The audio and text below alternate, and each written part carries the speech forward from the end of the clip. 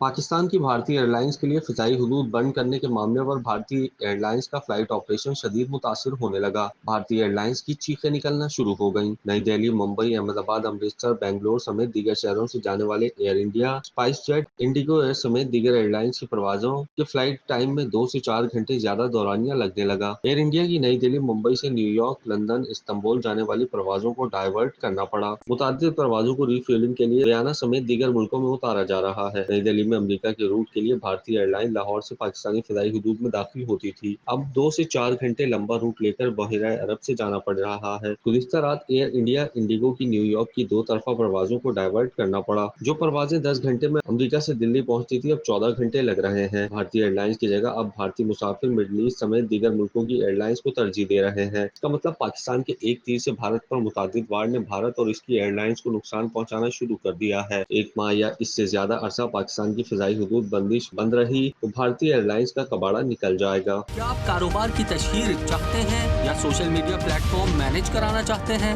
तो देर कैसी, अभी राब्ता करें ओनली न्यूज की टीम से। हमारा कॉन्टेक्ट नंबर आपकी स्क्रीन पर है।